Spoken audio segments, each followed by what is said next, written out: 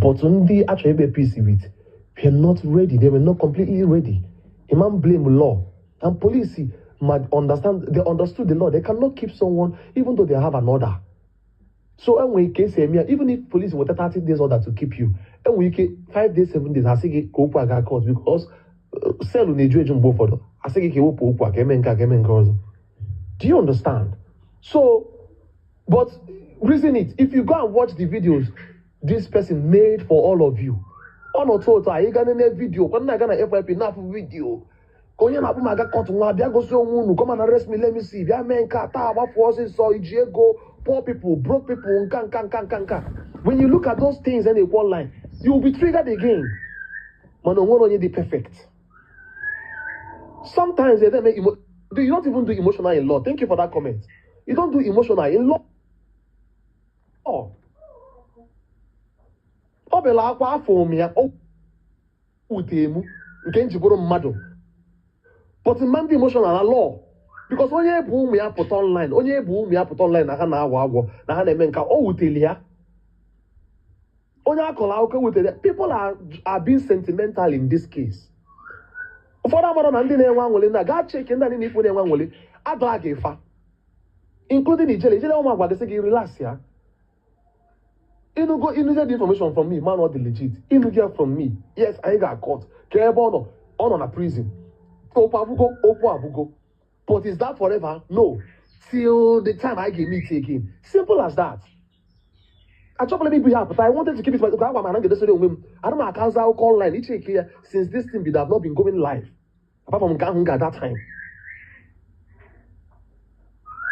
Do you understand? So, Biko, Imambo Pucha Upala, Colopia Lacha again. Makono Kosi Meg. People never and I say give bottle. If you're not naming how many views in were here, if you're not a big name, people wouldn't be here to be talking to you. All of us are fighting for the same cause, including Chukomiloa, Igofa, Aini Nebu, Fukosa, kind of fighting for. What is that cause? Justice for the widow. Kona Tegia Kakwa Manga Bono Bono is not the justice. So we could not like Lobo, or my get decided work after. Adas or the Roguana, and I could Roguan. Oh, me, moi, this is Kagasna. I am a Chinemelemo, just Buru, Panyama, Bunyana can do also. We are oppressed. That is not how it's done. But out of all those things, don't misunderstand any of these things. We are all fighting for the same cause. We are all fighting for it's normal for you to feel emotional, Jenny. All the normal for we feel emotional about this.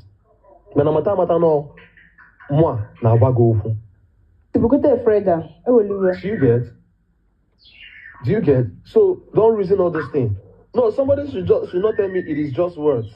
Making a statement that you're going to be the one to decide when someone will be out is not just words. At that point in time, they were coming. This man was at the station. They were coming. People, do you know that the video, while on a station, on a nocha, on the nabi and netia, Hana where here. An intelligent person, there are certain things you don't even blink on light to start with. But the man blame Imamba or Yabana Kogi si Bawankia. Okay, mother Chaliso Tabawankia because I bought is no near Alpha. A man blame me. He blame Longon, all of him blame. So I don't want you to take it the ways you take here now. Understand that all of us are fighting for the same what?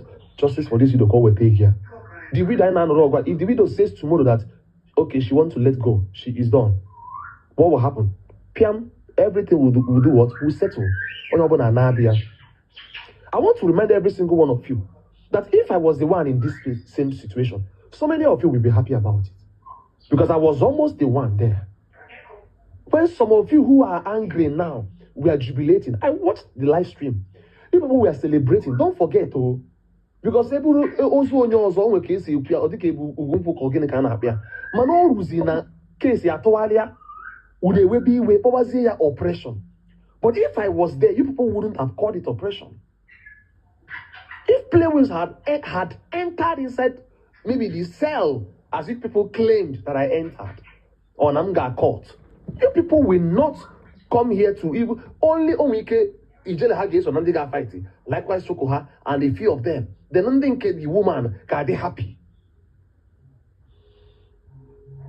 At this point in time, here about time abortion. I may blame on anybody or whatsoever it is called. It is not time to point fingers. Or they go call Gadi. I was also written. They wrote a petition against me. You know yo. Keburum too. Mom, you know online ne kuya. Nanga balia ime. Iya balomi ime. Iya galomonga. I can feel quite emotional. But if I was the one in her position, will she pity me? How will she feel about me? But I pitied her. And the other solution. The one on the moi.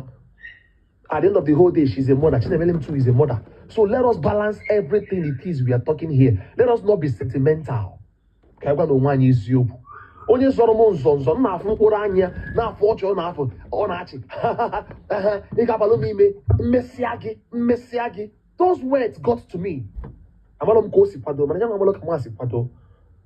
But now una afugo ka anyị nwa bụ ndị si kwadozie una emezie ọ dịzie ka gasị na anyị celebrate over somebody's enwere ndị celebrate after ka mụ na di nwaanyị akwụsịrị okwu. I realized the nwere ebe ji okwu n'ụka aga. I will be honest with every single one of you. But here chọbụ ka eme gịnị except lọchi na eme gịnị ọ bụ na baa biya.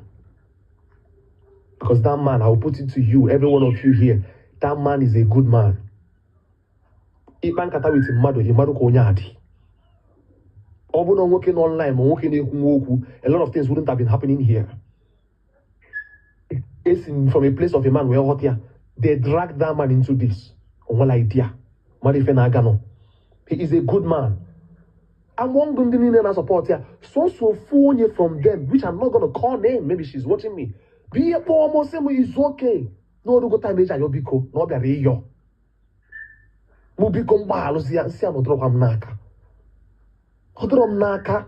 Neko si the other the naka it would have been settled long ago.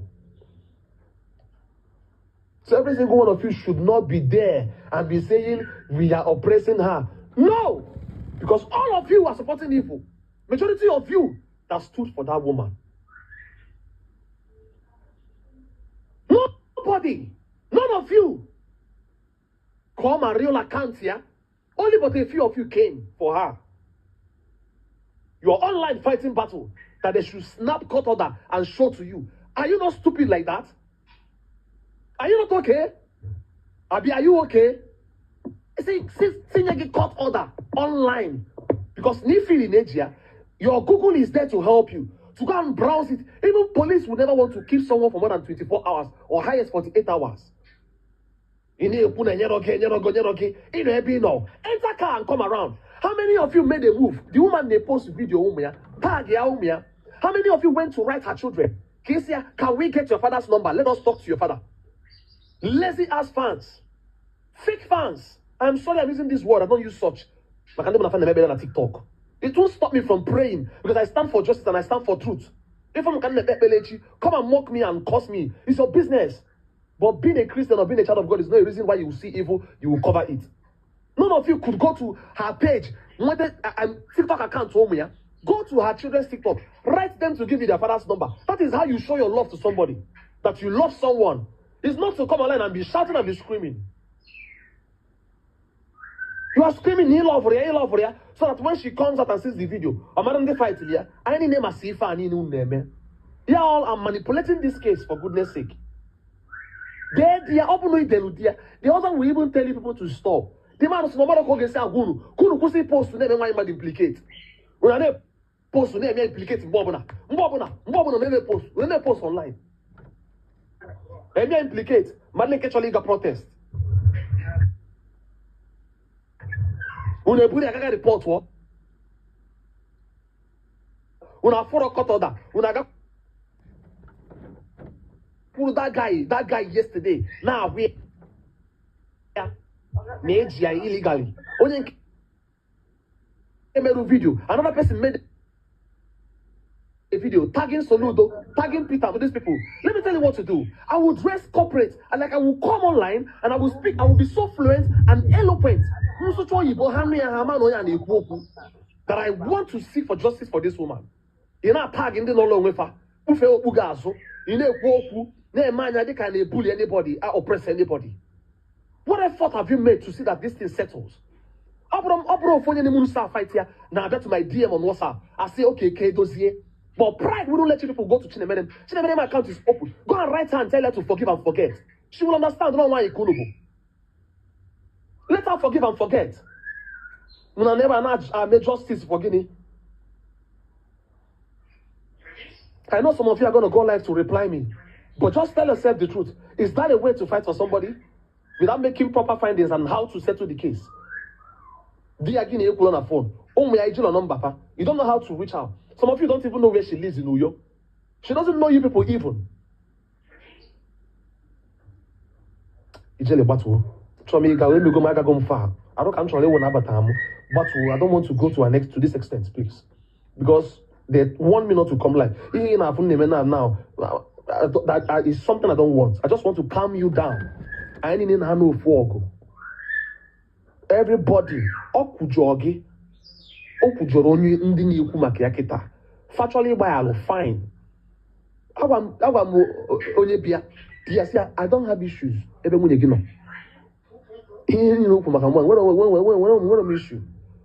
Nam counter case o meru nuyo when I'm busy is there avocado no kumakamwa has no kuro either against me was hand you obo me already him carry you no. That is the thing. Unu sonande na kwanya unu so for me never sonande kwanya chazia ya.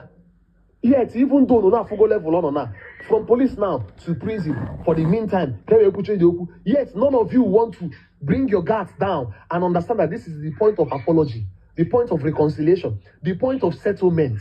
This is all I have to say. Every single one of you, thank you and God bless you. Thank you so much, Lewis. Thank you. Jalen and Shayla. Man, you are so emotional like a baby. He's like, you're gonna come for girls' self-discovery journey. Yeah, you're self-discovery journey, girls. You know, I could say one or two on how to handle your emotions. See, your emotions are valid, and I understand it. But at the end of the day, like Lewis said, there is no emotion in love. There is no emotion in love. And of course, you know, this awareness was going through a lot of platforms, which at a point, yours was used for this justice for the widow. It wasn't even mad, you know, which everybody with their own individual differences based on you insulted a lot of people. Come on. On herself for 6 days. Not even a single video can phone a FYP even magna yo biko ke yo nya me say by anozie. It can tell you the level of her bad reputation.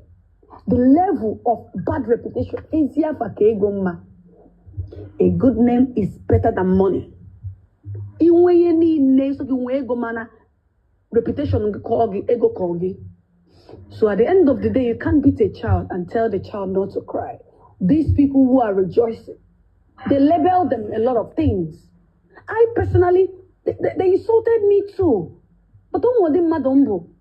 You know, I'm a very self-aware girl. So all these things only in India for sometimes, and which I can't tell you not to feel emotional or feel bad due to way feel. Your own feelings are valid. Because then with emotional intelligence, it doesn't mean don't also get one and don't you hear where you brought a woman being or like value. No. Listen, I see you and I appreciate what you did for this justice. It's valid, and if you listen, 2-point-something K views because they love you, they see what you do. Everybody has their own role to play. Only what other role in life is we are melonia, especially when you are in and konyo. No, mind your space. Focus on what you are doing. Believe in yourself and your role and the power you carry. So, you know, at the end of the day, you have a lot that you did in this ending part of this awareness. And that is why Chukwujue direct play with. Go back on your page. Because Chukuma our strengths. I would have done a good job, but I might not do it as the way you did it because that 2 weeks or 3 weeks, I've been very busy. And my strength was going down already. I'm a woman being. My strength, the vibe was dropping. Not because not where's evidence, but because now my engine, you know, about the bag, will me a lot of things in my business, a lot of time. Oh, okay, you were cheap toya to you, and you did excellent. So we see you and we appreciate you. So don't feel bad. You already felt bad, you know. You're a baby girl, you are crying and all of that. It doesn't mean you're weak anyways. Well, I get it. Thank you so much. Okay. Alfred I understand that part, you know. So it's okay. The law is not emotional. Makande na a support na asi kedi ya emeze kita unu yoba bi unu yokwa late. Onwezi ku yebi unu yemewu ijele won ha.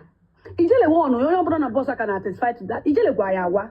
Si aba n'ime eze nwanyi gbalo gi anafa okwo gwa gi a. Si gi ba n'ime na chi ga hapu go gi chi gi no n'ilo. And when the voice note up till now, it's too late. It's too late. I want to more press. Oh, yeah, put that. So, no, I never like that. Oh, yeah, put that. Yes, to err is woman to forgive 40 million. It was the 40 million.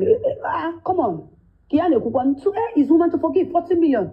You know why I just deal with man, one celebrate in a better right now. But usually, where they go, you want to eat your cake and have it. The law does not work that way. You say, okay, I've turned back to Abada, beg it up from now to next year. Obecha or Officiania, I have sorry. The law is not emotional. So, Makandi to Kereko on Ijele Meketana say, Ijele will table at a store. One table on Ijele can never go back to our vomit.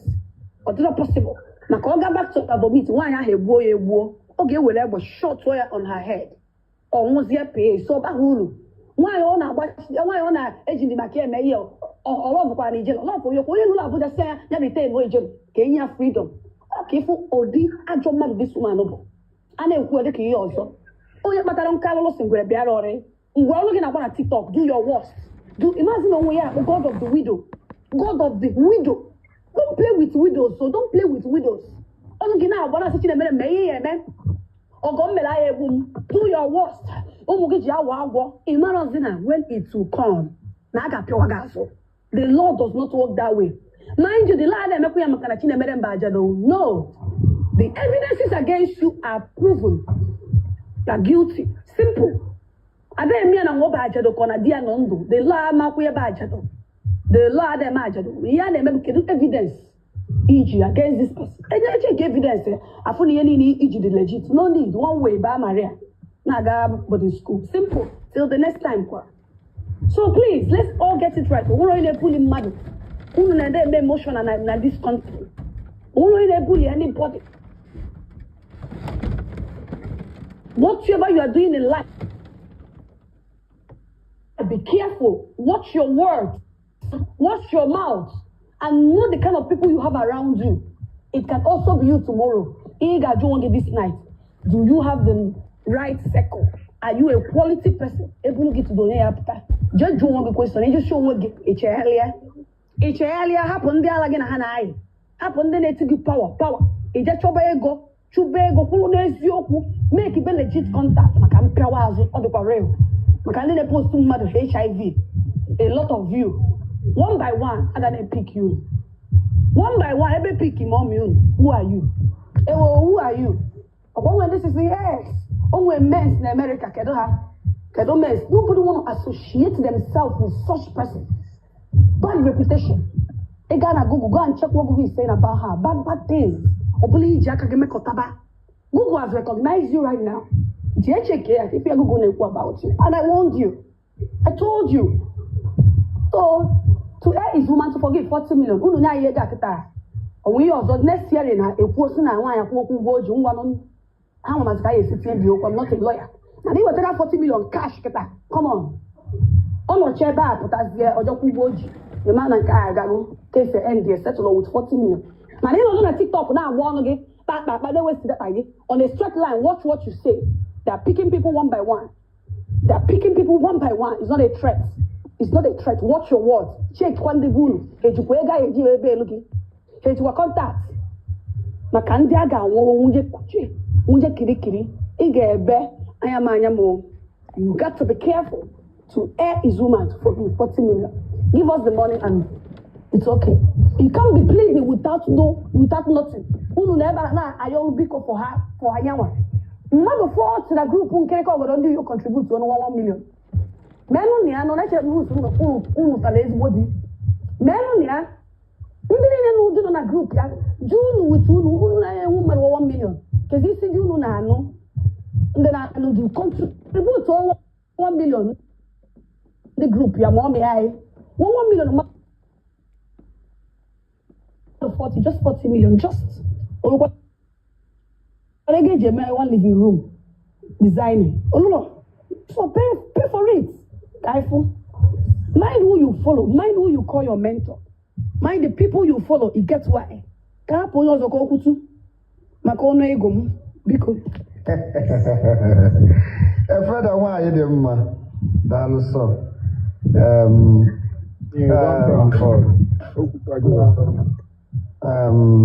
Ijele nwanyị ọma ntịga aka ha nke ndị ọzọ ịghọtago onye ọbụla ekwutecha anya ya Frewere ekwuo na Efred ekwuo na ọzọ ka nlachazie ha ọnụ maka na almost na ha ekwuchaghị ihe niile anyị kwesịrị ikwu ịghọtago ịma na onye ọbụla ha niile gbapụtasịrị kịta ka a na-aṅa ntị na ijele apịatuo na nwaanyị US maọbụ na ijele apịatuo na Frewere maọbụ na ọpịatuo na Saga Boy kịta kwa ha egbube n'onwe ha ọ ihe ha na-echezi kịta but anyị nọ on top ịghọtago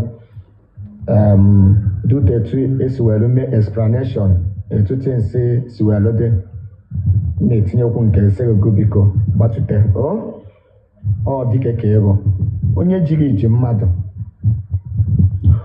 all your followers sikwana na ya ejighị oge mụnwa bụ Saga Boy ji gị because na onye ji gị mana ya jide mkpa ịtọ onye ji gị mana ya jide mkpa ịtọ ọ bụla ọnụ ka a na-etu ada etu ya ọnụ o nwere ihe bụ na mmadụ standịrị na mmadụ asị gị is my brother is my brother is my brother and the proud of is my brother or is my sister and I'm proud of my sister ọ bụla ọ na-ekwu ọ na-echeki ọnụ no mana before approve gị as my sister as my brother what is your role? What is your role? Kedu ihe imepụtara? Kedu agwa ịkpalụ? Kedu ihe iji wee gosi that na you are the one of ijele? So na iwu anyị fụrụ ụbọ kọpụ iji wee malụ mmadụ ka Chukwu ga-eji wee malụ gị. Ịghọtago? Because na aka na-ekwukwa na-ekwusi ike si that na onye ọbụla sọpọtụrụ ihe mere wida anụnwa ọ ga-elu onye anwa ọ ga-elu ya and still continue to say this nkịrịnka ọgọdọ ndị uyo bụrụ na nwa dibịa na-afụ ụzọ mara na ede like this nwere ike ịpụta ọ gaghị ekwe ka ya na ijele so okwu ọ gaghị ekwe nke o jele eje ọkwa ijele ebunyeri brain ọkwa ya bunyeri uche ọkwa ya kụziri na-agbaziri onwere ebe ọma olodo like me ọmụ edo ọma agụ ọ bụrụzie ka ọ pụtaziri n'etu a then ihe niile i kwuru na social media vidio niile imelụ sibe niile ịgbalụ ọkwa ya nọ na kọtụ ọ daga kịta ọkwa ya nọ na kọtụ kịta o nwere ihe Efreda kwuru here everybody should be careful ihe ọbụla ị na-ekwu you have to be careful because ikwu ite ha nekweghị na-ekirikiri nekwe gị na-ekirikiri anyị achọkwa ịma ụdị ihe biznes ị na-eme ọsọgọ na-agba akwụna ọsọgọ na-atụ 20 feet container it's not our business it's not our business ụdị kọntaktị ijikwa ejisie ya ike is not our business mana ị ga-agbagote Enugu bịa kọwaa you know a ga-afụ eziokwu etu anụnwa ewere akwa na-ekpudie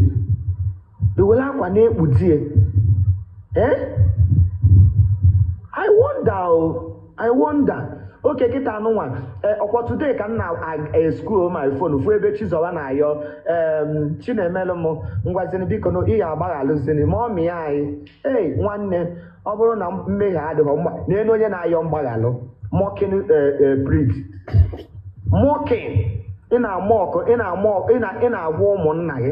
ụmụnna gị ka etu a ka esi ayọ ayịyọ ị na-akparị ichi gị na-akparị aka gị ka ọzi nke a na-akpọzi Steven chistasi eze na-abụ o ji awa ọkpa na 90 mile Enugu onye imejọrọ ya gbaghalụ ndị mejọrọ gị gbaghalụ look at biko Efreda ekwuchakwana ihe niile biko ihe anyị dị interested biko 40 million nkirika ọgọdọ ndị Uyo biko o nwere moto ka na-agụsị mmiri tinye for sale anyị bụ ndị baya anyị dị available unu anwa dị n'Uyo tinye for sale o nwere ndị dị available ya ego ya ọ bụrụ na ele moto anwa lee unu ọ bụrụ na ozuo akpọrọ gị kpọta ya n'ụlọ ọgwụ anyị ebere ofu kidney lee wee mezuo ego udo dịkwala ọnụ Nnukwu saga sorry tupu onye ọzọ ekwuo onwe impression nche correct ịma na people ada aghọta ihe ha bịa na-asafụ vidio kịta ebe nwaanyị nwanụ na-asị Chinemere ma ama m na ede alahụ ụlọ abalị nna madam ọ bụ gị nọ USA ya na-alahụ ụla even flight buru gị na-aga US ebe a ka ya nọ na-agwụ ụla because onye isi wefu gị ichula echu I just clear your video onye dị nweta gị ntinye gị nedo ịgbapụo with otu ebe iwe gị na-ewe m get out ọma na-ala ụlọ onye na-America ya na-ala ụlọ n'ọwish city na America ama na-ala ụla iche na ngụ ọnụ village ata ọfụ nwa bizagon ka m gwa unu ndị a na-eme emotional psychology mgbe abara si na ụmụ Chinemere m na-awa agwọ unu athinkikwa the trauma those kids will pass through in their lifetime unu athinkikwa nọ mmadụ ka a na-agwa okwu a ụmụazị ka dị tender na-awa agwọ ha na-etopulu teenager these videos are on the internet they can never wipe away ha nọkatakwa afụ vidio ha ebe asị na na-awa agwọ and ịma na okwu agwara mmadụ na nwatakịrị ma oke adị in ha wee told them okwu agwara mmadụ mgbe onye atogolo eto where you can differentiate between good and bad of course they will heal from it but the healing journey will be long. You people did not think about this. When I think about Nkoku or Meloha, actually Kwafa. No kita ebuluzia, the law is doing their work. A potana sitting a melon on allow Laban. Why don't you allow Laban? I don't understand. Why would she say that? Peace of mind. In a year, none of that peace of mind. Onye no na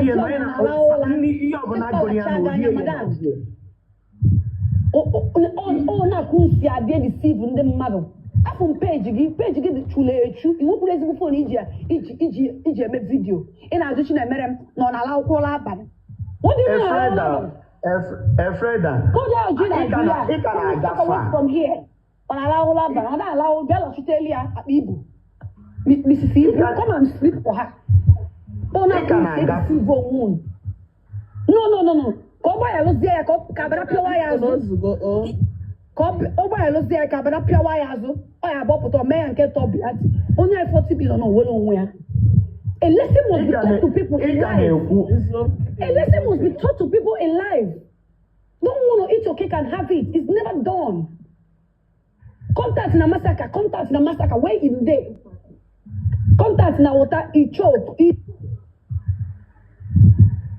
do your worst or be about mother. One walk in a chalanya jum but still do her worst. Only go her worst. Woman a papa. Barbara no pane allegation to this woman. They took your power. Ya malula. Now what set to go? Una jubagia no la okulaba. Query. What made you la olaban?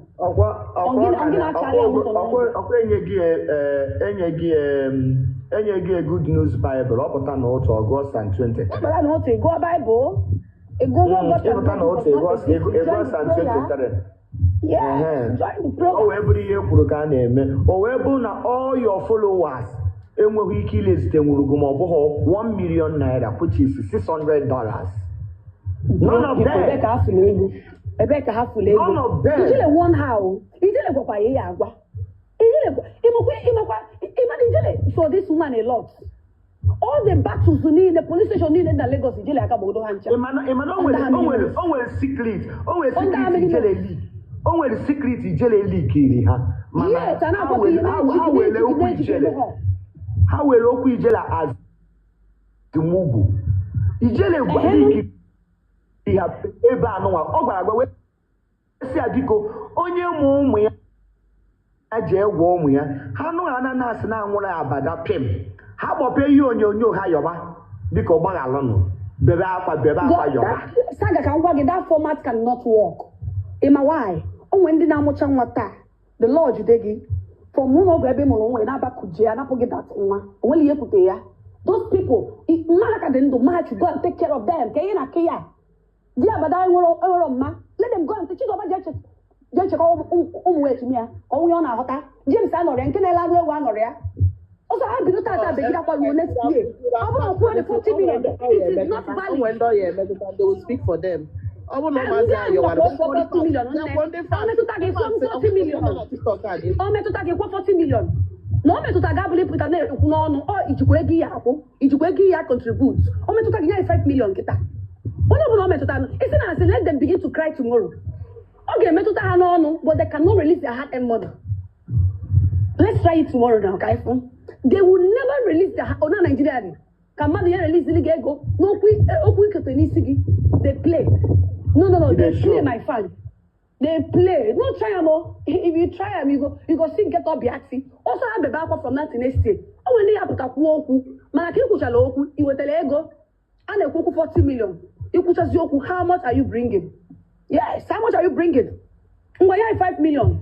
Ikwucha na mmadụ nwere ihe edoro ụmụadozi. Ikwucha na ibecha n'ebe a na-akwụ ozu becha akwa na ya ha bịa mgbọ ya drop envelope ka ọ dị akọbụ ya na ibela akwa emeli anything ọsọ gị nwa gị 2 years bụ akwa ọbecha akwa ọba n'ime agagụgọ ya mmiri ya paracetamol maka isi ya wee enyi ya nne olie ka onwekwu mee for tomorrow.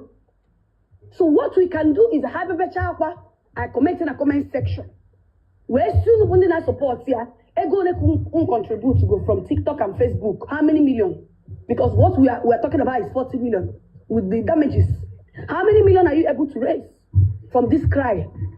If it is their personal. Afraid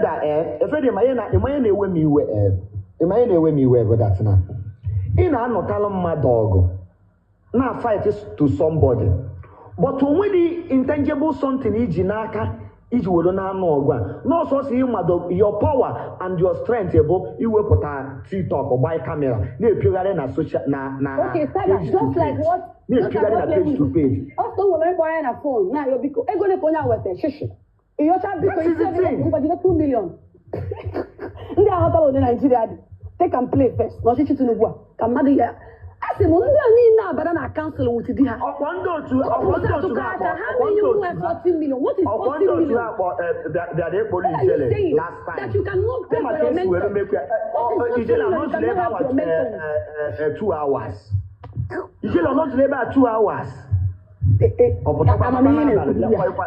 kwa ihe onyonyo pụtaluo TikTok malụ no kind of people unu na-follow malụ ndị unu na as your friends as your followers onye yi akwa yelu gị ji nke olu ga-akpị channel the generous generosity is from mind though, not from how you look.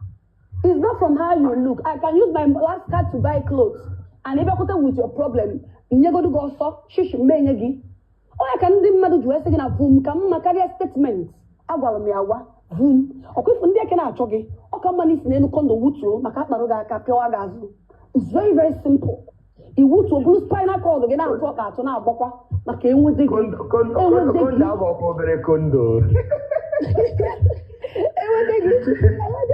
ọ mara ya agwa gị abego onye ọzọ kwutukwa di anyị nna ọ dịgo ka ọ ya esi were dị ọ dịgo ka ọ ya esi ijede nwanne m ka anyị bidokwa ebe anyị kwụsịrị anyị na-afụzi the last journey of this job ha che ka ha kpolu aka na abụọ were pụta mana our battle will be us let us move ahead. Well, udo dere gị ihe m chọrọ ikwu based on ihe playlist since I've been here. This Abada issue now is not even no garanga is not even because of only ihe yana Chinemere Jinaka. And with a lot of people on major, and these things see from above. See from abroad. All mainly Indian abroad na fight here.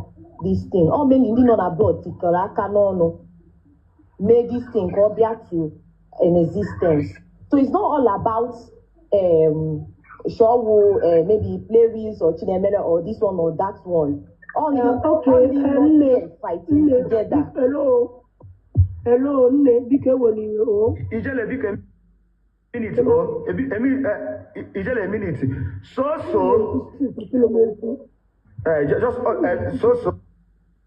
not here. So not here. Akwụkwọ ogodo na-ewe n'iwu. Ịma na a na-ekwu okwu asị. Achọọ m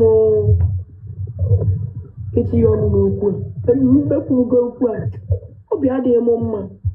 Mana awo ndị mụ na ha kwụ. I can't disappoint people mụ na ha nọ. Because ọ bụ na Abada ga-eme ntị. Ọ ya dị etu. Mana o nwere ihe awụ a na-emezi. I want them to see the bond of you. No man, no people look at. I like it on here. No, on that abroad with Abada. So Abada made on that abroad since that abroad they move Abada. On that abroad, the guy on the long. Or we do guy on the long. Now I don't want to ever say Abia. I don't want me your John. I think I'm not Abada with him. Now, very well, now, can you go to see Abada? Come on, let's hold on that blood. Hold to Abada. Na gini men, no, na kusi, kaji hold warrior. Because on that blood, hold to Abada. A man, hold to Abada. Kusi na mwa bijele enwo mission na kuzi abana kuzi kon hold to Abada because of a widow of course because of a widow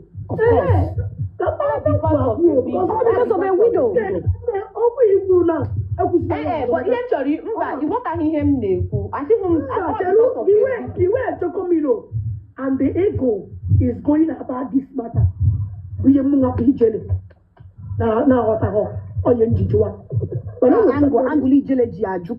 You understand me? Okay. Because I don't know go me no gonna prison until no come get it. We go na based on saga abani and even post HIV. I said that chelu. I think people go to mo. See I no talk. Pray we will never talk. I want to mama dey me. I was trying to calm myself down. But when I hear here 3 Japan, the now. You go ku where she work at. Obido ko enisi. On that abroad, the one had Abada. Have you phone? Mana, Efreda. Queen Shelu, hold on. Efreda, this thing. By this thing. Here the question that abroad the person no may offend no being abroad. Or him jikoya because always Sonya could be in Nigeria here. Or got way different thing. But the lady were widow or major been abroad, and therefore again we have forces in not there that we combine together to make sure that Oku Nishi and the machine don't all been abroad. They are like it Oku just straightforward. Hejile mela mago pa anye jeme mago na Nigeria here. So he always this thing initially bapega. Nda who be abroad we never tolerate tika emegbu onye ke ha. Nga onye ke ha baramba shi lepa he ejirime. They must come together to fight this battle. And she's not fighting with only them. She's fighting with a lot of people. Come on, get up this. Are you mad? Come on, get away from this place. You left one hour for. Get away from here. But I want to blood. Every guy on that drag here. And I get awareness. But good time was actually a move here. Then I was not brought home. Ego, broke and is yours. Ejoa, until no more you poor, now but I apata, Capella Gajika, on your call. On the call. No more you poor, now but I get you apata, Capella, you apata, as what? Abada ku go to ya hapu kwa ajugo msemo please no honor how many days wo konye joromo gamaru ngbo the days yo I want to go Amara how many days? Don't give 1 month. We keep 2 weeks. I feel that one them guy dem don't give us your because okay eji mad tell ye jiji can no go ye jiji Na give why I got the original $17,000. Yeah. Oh, like $17,000. Oh, we are saying Makano there. $17,000 orgy. 40 million.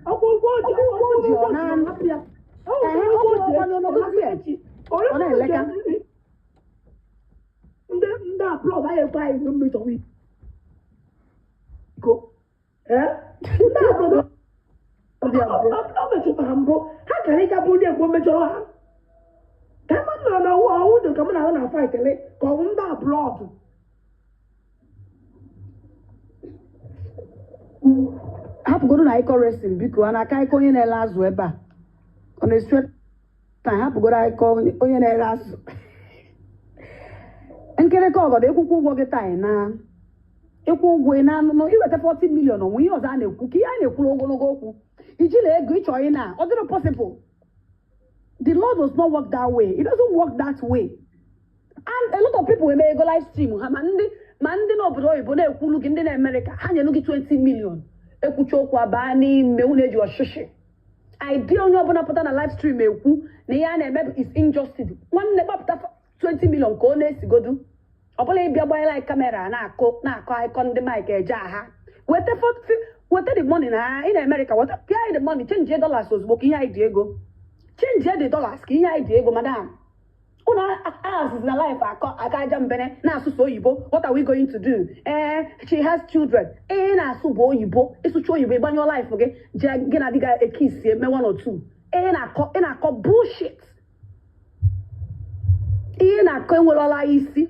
Ikocha keke iwepụtara ego. Madam. You are nobody. In my live stream gị na-esi justice. Na-asịkwa justice ejikwa 10 million o. How can we not contribute the rest 30 million? Ọ bụghị gbanye live stream ebido kpọkọta ndị obodo oyibo na-asụ oyibo unu ya change $1 gbalie $1 ka e release nwaanyị a unu na-asụ oyibo esuchi oyibo spere ịgbanye live onye nọ na nga nọ na kirikiri na-asụ oyibo at least ọ bụrụ ile ọbụ ya na iji ego esucha na oyibo nye na 10 million at least the least 10 million ejidegodo 10 million ụfọdụ 30 onye ọzọ kwapụta sụọ sụcha onye anyị 2 million onye ọzọ pụtakwa sụọ onye anyị 5 a na-atọ ka bifo ịma ihe na-eme anyị nweta 40 million ọ bụrụ na pụtasịa ndị fans unu sugide oyibo unu social no shisho will come out ijele ọkwa ịma na abara akwụkwọ ụgwọ n'abalị a she's going you know but ọ bụ na-ekwuru ụgwọ you can stay there 3 months, 4 months, depending on which the Amaromi betel dear. Amami betel dear. And you had a lot of time. Maybe 1 week, ni me sell. Equal here. Widow must get justice. The widow must get justice. So onye putakwa bachamba so yubo so yubo. Ni wapitaro at least the least $10,000. I'm not coming in and slow you for madam. You're wasting your data. Anyway, you know, but you're using free Wi-Fi. So, over in Nigeria, go data 1 or 2 times. I watch gacha. Now, in my life again, yes, I keep. So, please, I'll go you. One energy, you want mother work each.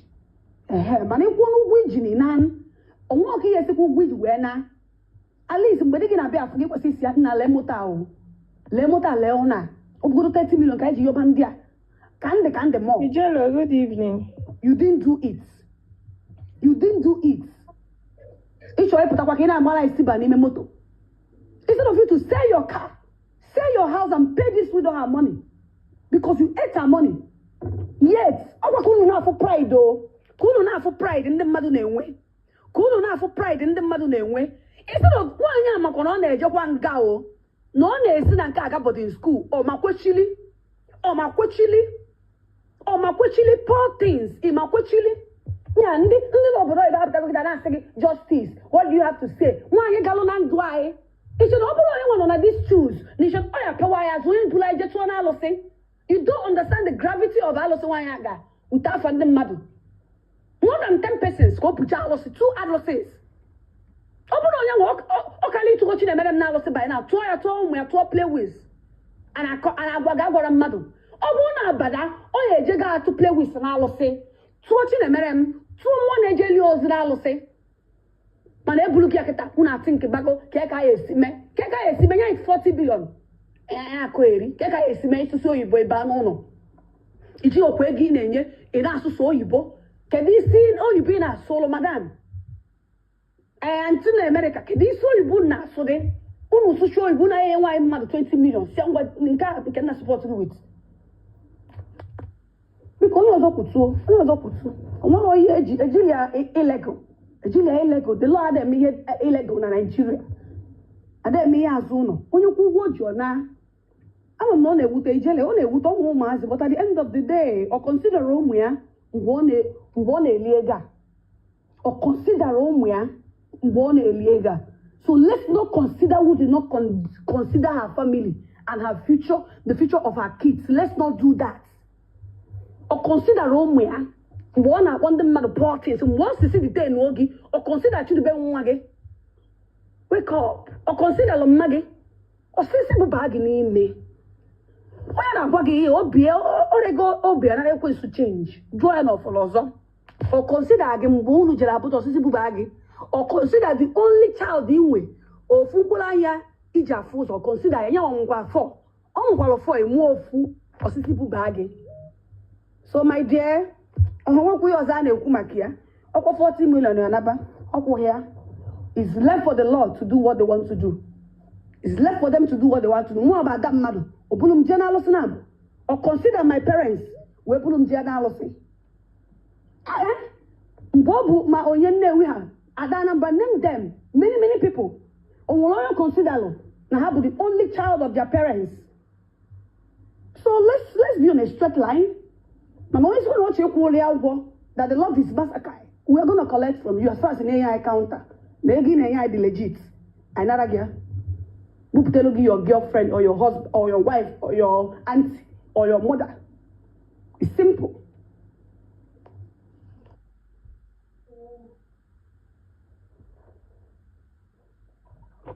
ndị na-eme ndị na-agba ego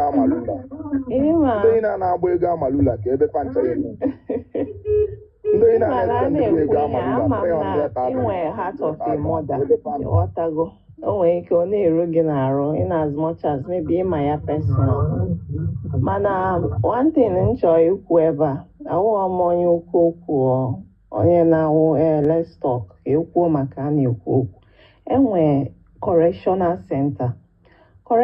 center dị okay mana ndị be anyị mana a na-ewe ya it's just there ọ dịghọ necessary sometimes you need to correct people o nwere ike sef ọ bụrụ ndị anụwa na-eme nwaanyị ihe a niile love ya they have to call her to order but one thing a na-ekwu okwu law does not sometimes you need to correct people law o nwere ike sef ndị anụwa na-eme nwaanyị do with ka ọ wee wụrụ na compassion otu anyị wasi eche law will check everything that they have on the woman we create ya ama m na o nwere ike mmadụ na-agwa gị na ọya waji it's not true ihe anụwa ihe ọ nwere eme with is law and it will take akpọgo m mmadụ ga court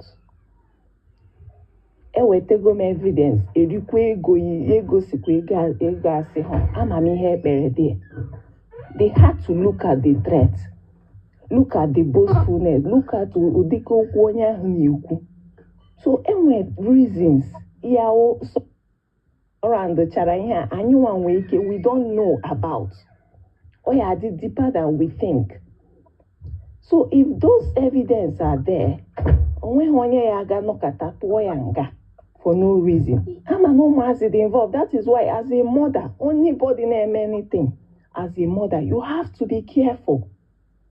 That is why you don't have form one into things, because we think about the children we bring into this world.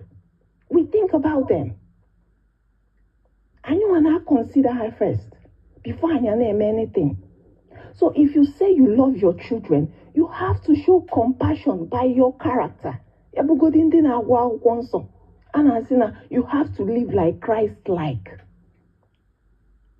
So our reason ebe mmadụ ya enwe obi mee ihe a pụta na social media na-eboast on top of it na try subdue onye kaya. Ọ na-subdue ya for what? Ọ maghị onye na-enye ya nri. No remorse, no compassion, no emotion, no empathy. How does it work? Everybody is bulging because of, I see that heart of pain. Correctional center is healthy. All the healthy, onye sinara na agba, etibaya there. Uzuike. When you come out, then you reflect, even Connor there, she has to reflect on her life. That is why I always say, come here, meto made akanaro. Allow that person in regret. On a court. Reflect on those things. Bring proof. You can still see people mentally dereg or mentally bullied. Bring proofs. And when the law take its course, that is when reflect come. That is when regret come. That is when pain come. That is when the person starts saying, oh, I wouldn't have done it this way. I would have done it this way. It would have been better. Even again, and when people sanitize na the society, imana emotional illness, and take care na bany no when but most of people in our outside in a year, they are not okay. Banabani, anything about mental health, they don't look into it. On your own yakwa, on your own hair, on your own na washu, and inside, who that thing, who that on your or no charia. You have to put people together. I'm the last person. This woman, I've never been in her business. And I believe in Normaka because people that knew more, people that are learned, did not look into this matter before now. Oyawa Miroji growing to this level. But immediately people that knew better than her reflected and came to her. They had to make sure again. She had to face whatever she feels. She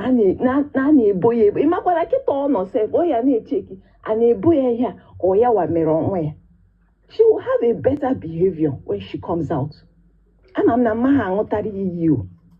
But I'm definitely deep inside her. If there were any about conscience, she will come back to reflect. I'm just saying, don't get emotion about this thing. And all you want emotions. It doesn't work that way. I are called to do that. Treat that child. Because when you keep piling it, it will get to a spot that you cannot have control over that thing. This woman with ihe megruna otu osichori oppressing afrom mgbe were young mgbe mbata na mata this lady mgbe were our young girls got one harushi mgbe ma this lady onye maya from foreign from Facebook. I don't come on TikTok. I hardly come on TikTok from Facebook because I was following foreign on Facebook. I heard the matter. Then one lady now analyze the things. I heard it from her. I had to come back to my TikTok, open my TikTok, I have to go for some time. We be the follow this matter. Why am I saying this? It doesn't have to do with emotion or anybody. onye ọbụla na-ekwugodi anything onweghị that right because ndị ahụ na-etukwogodi na George a na